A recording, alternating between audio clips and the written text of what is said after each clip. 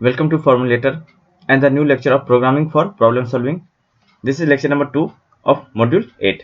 हम लोग स्ट्रक्चर पढ़ रहे हैं, उसका मॉड्यूल 8 है, जिसका लेक्चर नंबर ये 2 है. Myself Vikas Kumar Modi. I have complete MTech in computer science engineering from IITISM धन्यवाद. तो पिछले लेक्चर में हम लोग स्ट्रक्चर के डेफिनेशन पढ़ रहे थे और स्ट्रक्चर के अंदर जो आपका स्ट्रक्चर के अंदर आपका एलिमेंट होता था, ठीक है, उस चीज को एक्सेस किस तरीके से किया जाए वो देखे थे. देखो इसका वेरिएबल किस तरीके से हम लोग क्रिएट करते हैं वो चीज हम लोग देखे थे. एक्सेस करने के लिए 2 ऑपरेटर था, आपका डॉट ऑपरेटर और फिर आपका यहाँ पर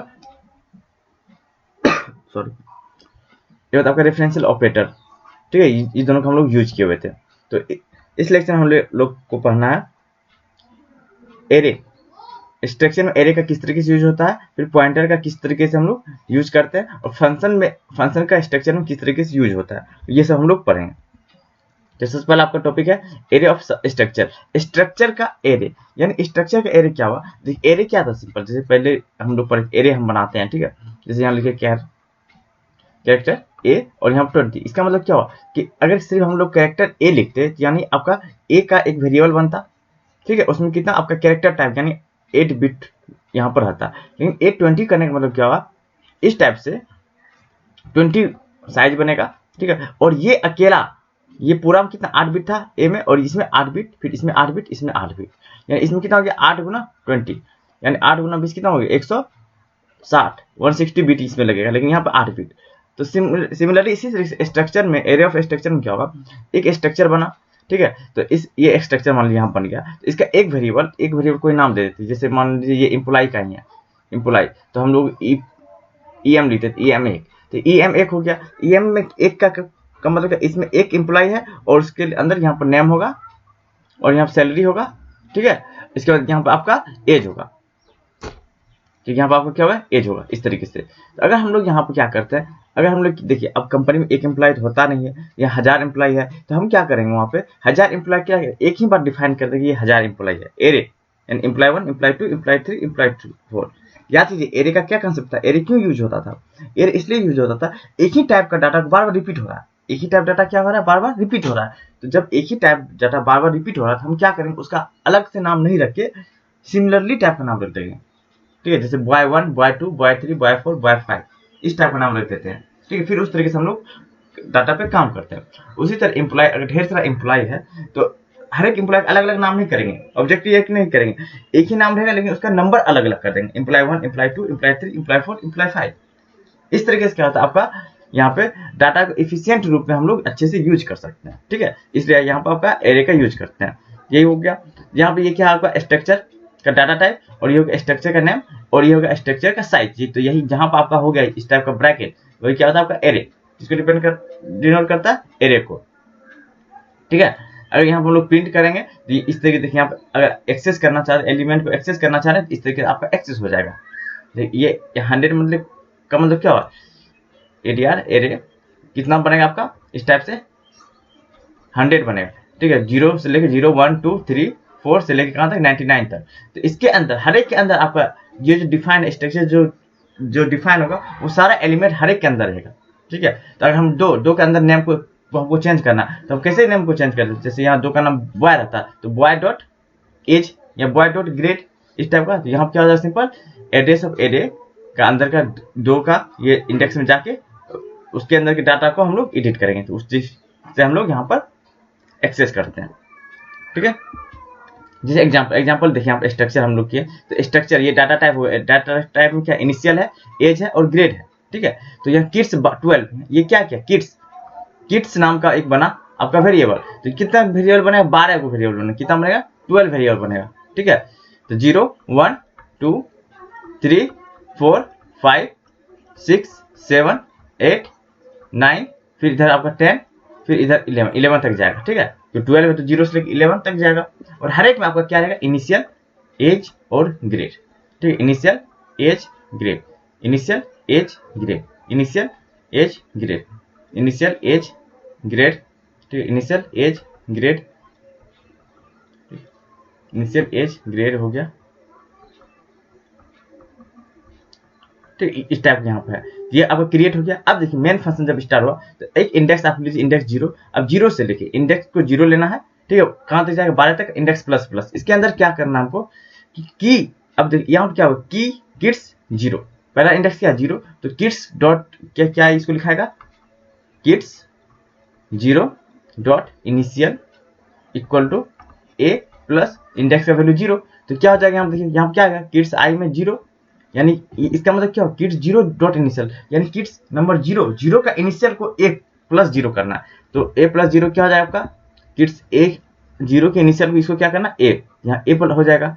अब देखिए नेक्स्ट एज को 16 और ग्रेड को 84, तो एज हो जाएगा 16 और ग्रेड होगा 84, ये हो गया। अब क्या होगा यहाँ ये फॉर लूप है, फॉर लूप यहाँ से बाहर निकलने के बाद क्या करेगा, ये यहाँ इसके वैल्यू को, ये इंडेक्स वैल्यू को बढ़ाएगा, ठीक है। तो बढ़ा कितना हो जाएगा, अभी आपका इंडेक्स का वैल्यू 0 था, 0 से कितना हो गया आपका 1, कितना बढ़ जाएगा 1, 12 छोटा है तो फिर आएगा नेक्स्ट करेगा, तो यहाँ क्या हो जाएगा यहाँ पे इंडेक्स 1 का इनिशियल ए प्लस 1 क्या होता है बी, तो यहाँ क्या हो जाएगा आपका बी, ये क्या हो जाएगा बी। उसी तरह यहाँ पर ये तो 16 और यहाँ 84 नहीं रहेगा, तो इसी तरह क्या होगा सिंपल बढ़ते जाएगा, सी हो जाएगा, ये डी हो जाएगा, ई एफ, फिर ये जी, फिर यह एच, या आई, फिर जे के, इस तरीके से आपका हो जाएगा, ठीक है। और एज क्या है, एज देखिए सब में यहाँ पे एज क्या है, यहाँ पे इंडेक्स के लिए फिक्स है, ये फिक्स है आपका, कोई भी 0 यहाँ अगर 2 भी आता है 2 के लिए भी एज क्या फिक्स है 16,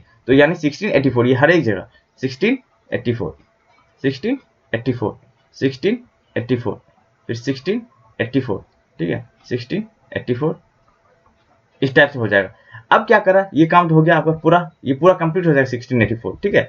इसके बाद क्या करा कि किड्स 3 का एज को, किड्स 3 के एज को किड्स 5 के एज को 17 कर देना, किड्स 3 के एज को किड्स 5 के एज को क्या करना 17 करना। तो देखिए किड्स 3 का एज को क्या करना 17, किड्स 5 के एज को 17, तो यहाँ हो जाएगा आपका 17, ये वाला पार्ट, ठीक है। नेक्स्ट देखिए 2 के ग्रेड को 6 के ग्रेड को 92, 2 के ग्रेड को 92, 6 के ग्रेड को 92, ठीक है। इसके बाद क्या करा 4 के ग्रेड को 57, 4 के ग्रेड को 57। इसके बाद क्या बोल रहा है किड्स 10 इक्वल टू किड्स 4, यानी 10 जो है वो सिमिलरली किड्स 4 के जैसा, किड्स 4 जैसा है वैसा किड्स 10 है, यानी किड्स 4 है वैसा ही 10 हो जाएगा, यानी 10 के अंदर क्या बन जाएगा, ये 10 का वैल्यू सिंपल 4 जैसा बन जाएगा, यानी 10 के अंदर आपका हो जाएगा 1684 और 57, ठीक है।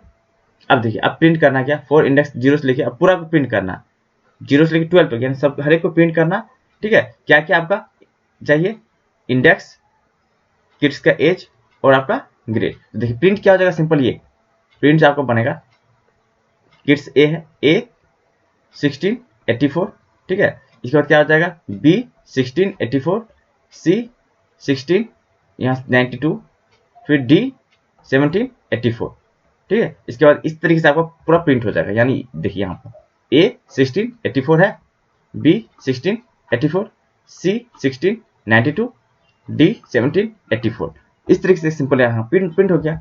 अब देखिए अब ये एग्जांपल हो जाने के बाद अब समझ आ गया, पिछले लेक्चर में हम लोग इसी टाइप का एक लास्ट प्रॉब्लम था, वहां आपको समझने में दिक्कत हुआ था, ठीक है। तो यहाँ अब आपका वो अब फिर जाके अब वो प्रॉब्लम को सॉल्व कीजिए, ठीक है, तो आप समझ में आ जाएगा, ठीक है। तो इस तरीके से हम लोग क्या किए स्ट्रक्चर में एरे का यूज किए, ठीक है। अब नेक्स्ट टर्म है आपका passing structure to function, function में स्ट्रक्चर को पास करना, स्ट्रक्चर को क्या करना फंक्शन पास करना। तो देखिए अब हम लोग फ्रेड नाम का एक स्ट्रक्चर बना लिए, उसमें क्या आपका फ्रेड नाम का स्ट्रक्चर है, उसमें आपका क्या है एक्स है वाई है और एक स्ट्रिंग है 10 साइज का, ठीक है। और उसका नाम एक क्या बना दिए माइक नाम का ऑब्जेक्ट बना दिए, इसको ऑब्जेक्ट भी बोलते हैं, ऑब्जेक्ट या वेरिएबल, ठीक है, इसको हम बना दिए। उसके अंदर ये 3 डाटा टाइप है, ठीक है, यानी 3 वेरिएबल है आपका। तो अब सबको पास करेंगे फंक्शन पास करना है, तो एक्स का वैल्यू कैसे पास करते हैं आर्गुमेंट करते हैं सम इंट ए इंट बी, इस तरीके से लिखते थे। ये क्या इंट क्या है डाटा टाइप, तो ये भी तो स्ट्रक्चर भी क्या आपका डाटा टाइप में होता है, स्ट्रक्चर भी तो आ सकता है ना। तो कोई फंक्शन रहेगा आपका फंक्शन, उसके अंदर आप अगर ये ए है यहाँ पर क्या ये ए, तो इस तरीके से हमको पास करना है, क्या लिखेंगे माइक जो नाम है आपका ऑब्जेक्ट वेरिएबल का नाम डॉट एक्स, ठीक है। यहाँ क्या हो गया आपका सिंपल क्या कैरेक्टर एक्स पास हो रहा है, वाई पास करें यानी इंटीजर वाई पास हो रहा है, एस यानी कैरेक्टर में स्ट्रिंग एस पास कर रहा है आपका, 2 कर दिए आपका वैल्यू ऑफ s2, स्ट्रिंग के अंदर ये s जो है इसके अंदर जो वेरिएबल 2, इसका मतलब क्या हुआ, s नाम का इस तरीके से बनेगा 0 1 2 3 4 5 6 7 8 9 तक, ठीक है। तो ये यहाँ क्या 2, इसका जो अंदर का वैल्यू उसको हम लोग पास कर रहे हैं, ठीक है। तो इस तरीके से यानी सिंपल डॉट ऑपरेटर यूज करके हम लोग फंक्शन के अंदर स्ट्रक्चर के ऑब्जेक्ट को पास कर सकते हैं, ठीक है। अब देखिए अब क्या कर सकते हैं हम लोग, पूरा passing entire structure to function, पूरा स्ट्रक्चर को हमको पास करना है तो कॉल बाय वैल्यू करके हम लोग पूरा स्ट्रक्चर को माइक जो है ना इस माइक को पास करें, तो कुछ नहीं लिखेंगे, ये एक्स डॉट नहीं लिखना, सिर्फ माइक को हम लोग पास कर सकते हैं, फंक्शन सिंपल यहाँ पर माइक, ठीक है। ये क्या करेगा, इसके अंदर तीनों चीज को पास कर देगा, इसके अंदर जो भी चीज है उस सबको क्या करेगा, पास कर देगा, ठीक है। अब आपका array and structure with in structure, array और स्ट्रक्चर के अंदर, यानी आपका ये सिंपल हो गया नेस्टेड, जैसे नेस्टेड इफ एल्स पढ़े थे ना, इफ के अंदर इफ, तो उसी तरह स्ट्रक्चर के अंदर भी स्ट्रक्चर बन सकता है, ठीक है।